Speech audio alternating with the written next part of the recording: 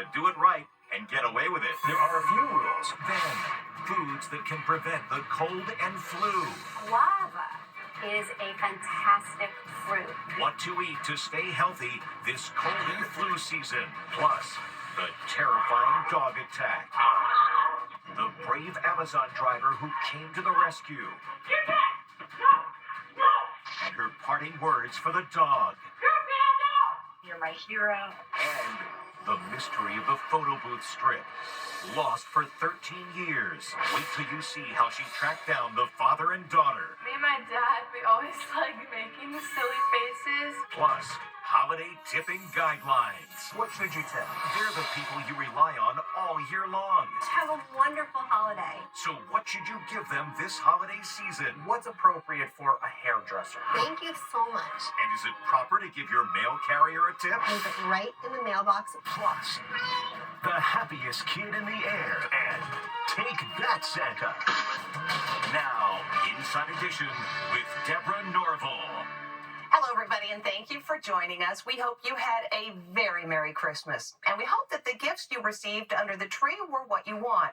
But if you got something that you don't exactly love and might think you want to pass it on to someone else, well, Les Trent has some re-gifting do's and don'ts.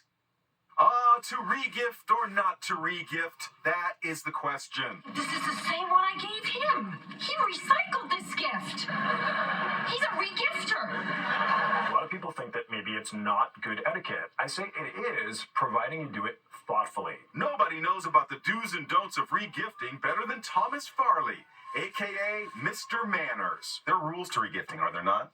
There are a few rules. You absolutely want to make sure you are giving something that's not been used. Re-gifting should be as carefully thought out as a regular gift. Most people will appreciate a candle. Be sure to remove all evidence that the gift was originally given to you. We've got Dear Julie. So this Merry says Dear Christmas. Julie, but I'm giving it to Mary, and she's going, who's Julie? That's right. Yeah. And this is fairly blatant, right? It's hard to miss as the giver, but sometimes these tags wind up on the bottom of the bag, and you might not realize it. So make sure that you've used original packaging, original wrapping, that there's no indication of the person who gave it to you before. One big rookie mistake. This is the most important one, perhaps of all, is to make sure you don't give back to the person who gave you the gift that they gave you. Sometimes honesty is the best policy. Sometimes you can admit to the regifting and say, I got this as a gift. I think you'd really love it. I can't use it.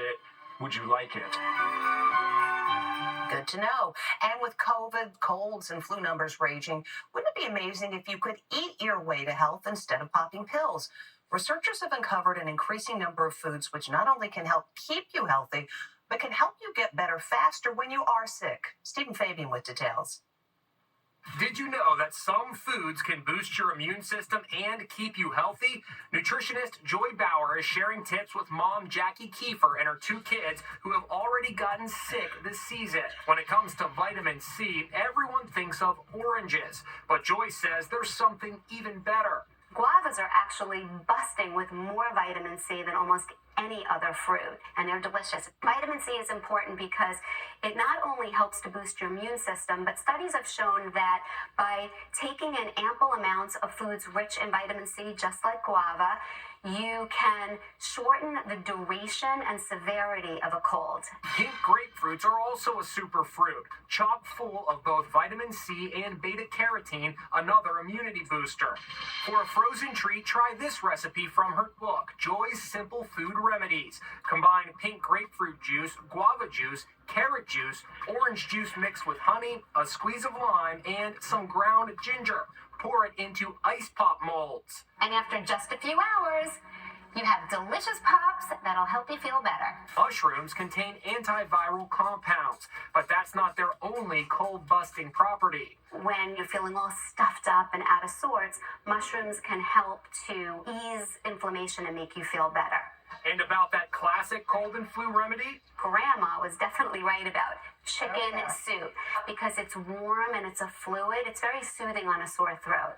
Also, it helps to loosen up some of the mucous membranes so that it opens up your nostrils and we can breathe again. There you have it. Simple and delicious foods to help keep you cold and flu-free. And according to the CDC, up to 20% of the population does come down with the flu every year. Of course, Amazon drives not only presents for family and friends, but also tips for the people who make your life easier. So if you still have some people to thank before the new year, Stephen Fabian has some tips on tipping. This is for you and everyone at the salon. Christmas time means it's tipping time. But who gets tipped and how much? Lifestyle expert Erica Katz is breaking it down. If you have kids who are still in school, what about a tip for their teachers? It's always best for parents to come together and get one gift all together for that teacher. But then it's always nice for your child to make a card or something special for that teacher as well. Did you know that under federal regulations, mail carriers are not supposed to accept cash tips, but small gifts are okay? An appropriate gift for the mail carrier is something small, under $20 in value, and you can just take it and leave it right in the mailbox with their name on it. And what about at the salon? What's an appropriate tip for your hairdresser? So if you go to your hairdresser and every time you go it's $50, an appropriate tip would be the price of one service. So you would give a $50 tip. And what about the babysitter? Or if you have a housekeeper? Rule of thumb is 1 week's salary, but there are exceptions. Now, if they've worked for you for a really long time, maybe you'll do 2 if you want to be more generous. But you should always give the equivalent of 1 week's salary. Thank you so much for everything this year. If you live in an apartment building, you probably have multiple people to tip. You want to give the super a little bit more because remember, they take care of everything that goes on in the building and they make sure everything works really well. Another rule, don't go broke tipping. It really is the thought that counts. If you really can't afford it, maybe you can make something or do a nice gesture for them so they know that you remembered them. Hey, who doesn't like homemade cookies? We'll be back with more Inside Edition right after this.